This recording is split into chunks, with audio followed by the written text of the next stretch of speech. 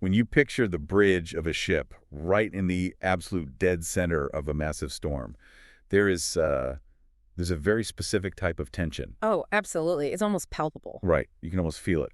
Rain is just lashing the glass. You've got alarms blaring on the console. The deck is pitching under your feet. Yeah, and the entire crew is moving fast, right? Yeah. Just shouting out readings, trying to manage the chaos. Exactly. It is the ultimate high-stakes environment. Okay. I mean, every single second matters. And the margin for error is essentially zero. Yeah, it really is. But, right in the center of all that chaos, there is one person who cannot just throw their hands up and say, well, this is a mess, someone else figure it out. The captain. Right, the captain. Because every single pair of eyes on that bridge eventually looks straight to them. And that transition, from gathering all the information to actually making the final call, that shift from a collective effort to singular accountability. It's one of the heaviest burdens in leadership, for sure. Yeah. And it is exactly that burden we are diving into today.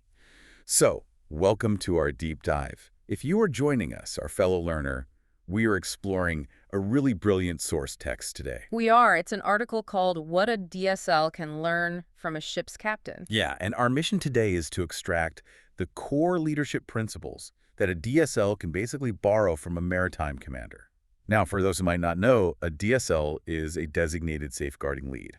Right, which is an incredibly critical role. Usually they operate in schools or educational organizations, and they are essentially responsible for the safety and well-being of the students. So we are going to seamlessly transition from the stormy, salt-sprayed deck of a ship straight into the busy, brightly lit corridors of a modern school. Which, might seem worlds apart at first glance. Totally.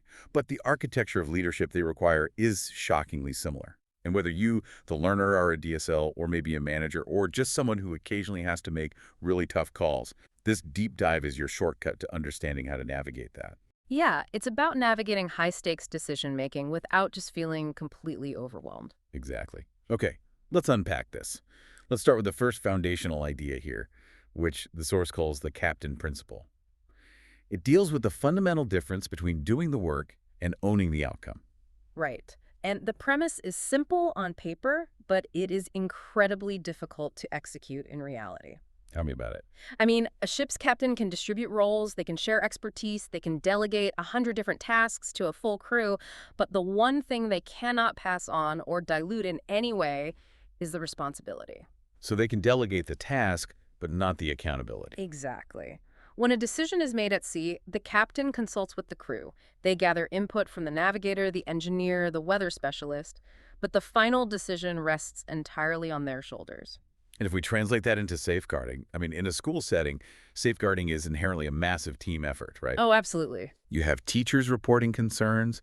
You have colleagues providing insights about a student's home life.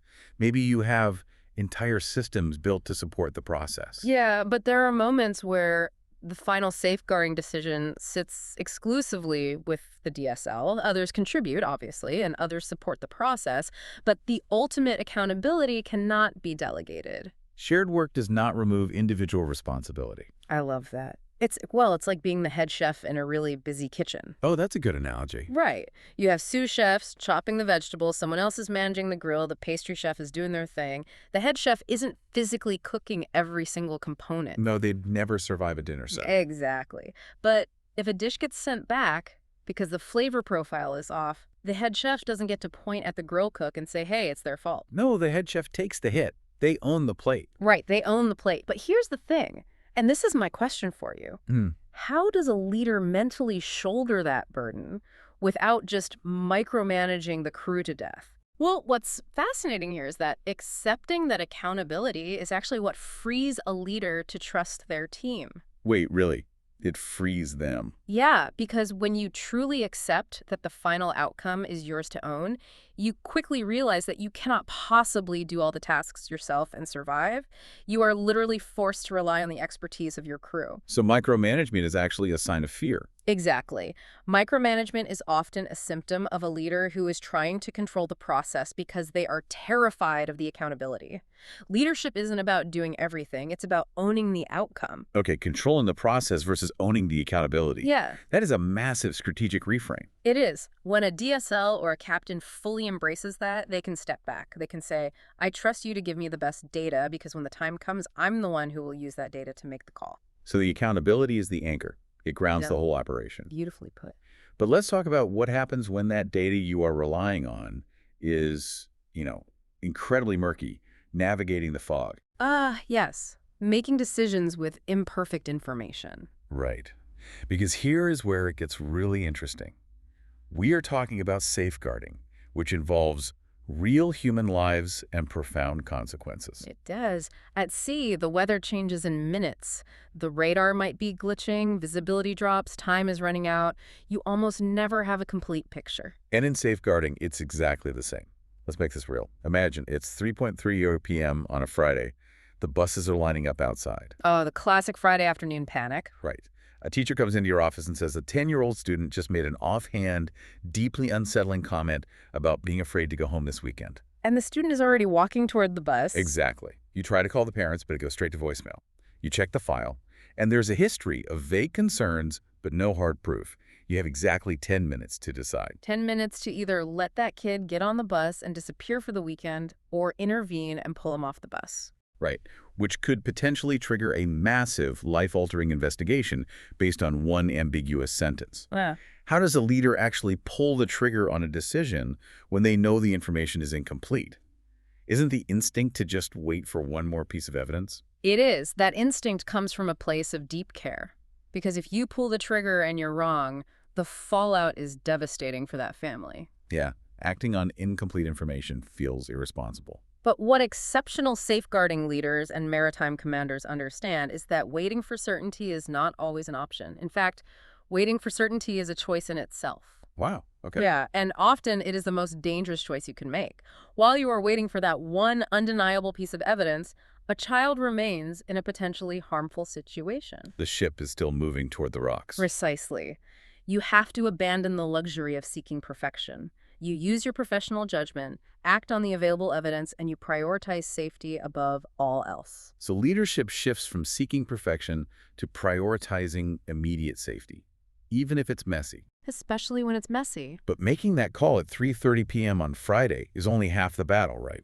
Because come Monday morning, the storm clears, the parents are furious, the administration is asking questions. And everyone wants to know why you did what you did. Exactly. You have to defend a decision that you made in the fog. And that brings us to the most critical tool a leader has in the aftermath of a crisis, the captain's log. The professional logbook. Right.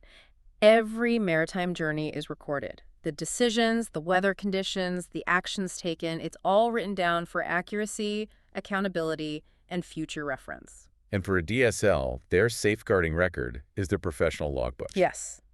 It has to be consistent, precise, and complete. Now, I imagine you, the learner, listening to this, might be thinking, wait, I'm dealing with a crisis, I have a terrified kid and a ticking clock, and you want me to do paperwork. I know, it sounds counterintuitive. Does the obsessive focus on keeping the professional logbook distract from the actual emergency at hand? If we connect this to the bigger picture, the log isn't bureaucracy. It is your anchor. It is the foundation of your professional defense. So it's not just a list of actions. It's not just, at 3:45 p.m., I called social services. Oh, no, absolutely not. A proper professional log records your rationale. You document why you made the call based on the information you had at that exact moment. Right, because hindsight is 20/20. Exactly. A captain must be prepared to stand by their decision, justify it, and accept the outcomes. Documenting your thinking is what makes the decision defensible later. It proves your actions were aligned with policy. It's like taking a snapshot of your professional judgment in that specific moment. So 3 weeks later, you can point to the log and say, look, this was the exact comment reported, this was the risk assessment, and this is why I made the referral. Confidence in decision-making actually comes from that clarity of reasoning. Okay, so that level of discipline is really what defines leadership under pressure. Because in calm seas, leadership is kind of less visible, right? Oh. Yeah, routine situations are generally manageable by anyone following the manual. But in storms, leadership defines the outcomes. Safeguarding leadership is tested under pressure. Which leads us to weathering the storm. How a leader balances authority with collaboration. Because a strong captain listens to the crew, they value their expertise, but they still decide. Yes. And this raises an incredibly important point. You are not listening to seek consensus. You are listening to gather the best possible data. Wait, if the goal isn't consensus, that completely changes how you run a crisis huddle. You're not looking for everyone to agree on what to do. Not at all. If a captain seeks consensus during a squall, the ship sinks while the crew takes a vote. Wow, yeah. You gather the intelligence collaboratively, but you execute the decision individually. Good decisions are informed by others, but owned by the leader. So what does this all mean for team dynamics? Hmm. If I'm a DSL, how do I avoid listening to the crew turning into, like, design by committee, where the decision gets watered down and accountability gets blurred? You have to draw a fine line. You want the teacher's perspective, you want the counselor's view, but you separate the gathering of data from the making of the decision. That maintains your singular accountability. Okay, but as insightful as this maritime analogy is, I feel like we need a reality check. There are places where the ship analogy totally sinks. Right? Oh, absolutely. It's crucial to understand the limitations of the maritime model.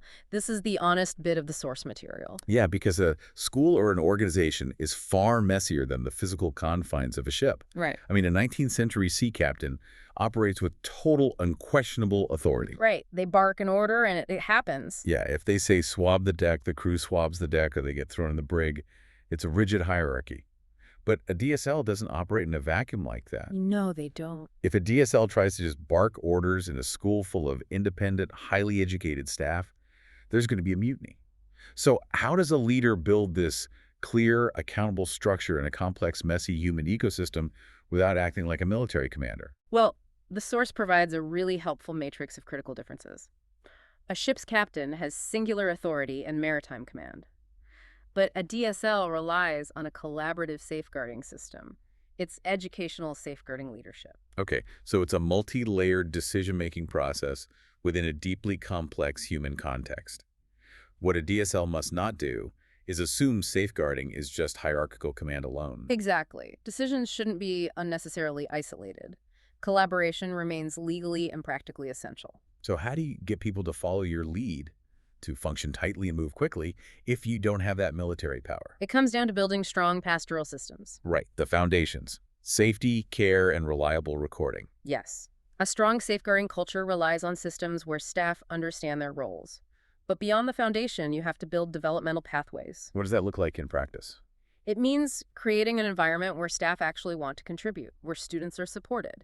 The system itself does a lot of the heavy lifting. Oh, I see. If a teacher knows exactly how to report a concern, and they know the log is being kept reliably, that creates trust. They don't have to fear being thrown under the bus if the call turns out to be wrong. Exactly. The head chef owns the plate, so the sous chefs can focus entirely on doing their jobs perfectly. It's a system-level question. Is it clear who is accountable, or does responsibility become blurred? And if the staff knows that you, the leader, will safely shoulder that final accountability, they are empowered to step up. It builds a culture of psychological safety, which translates directly into physical safety for the students. We have covered a massive amount of ground today, taking this rigid, high-stakes world of maritime command and translating it into the nuanced, deeply human world of educational safeguarding. It's a powerful framework. So let's distill the ultimate takeaways for you, our learner, to walk away with. The captain does not sail alone, but they do lead. They listen, decide, record, and take responsibility. Because leadership is not about control, it is about accountability when it matters most. Yes.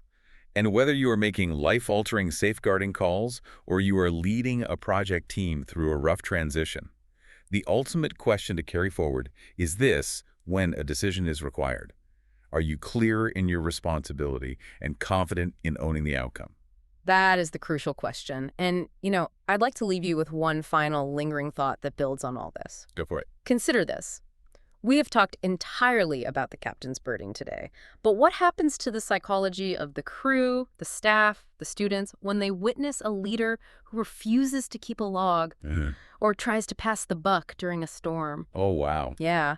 How does a leader's subtle avoidance of accountability slowly rot the safety culture of the entire ship? Because the crew always knows who is really holding the wheel when the alarm starts sounding. That is a heavy thought to mull over. Thank you for diving into the deep end with us today. Keep learning, keep leading, and we will catch you on the next deep dive.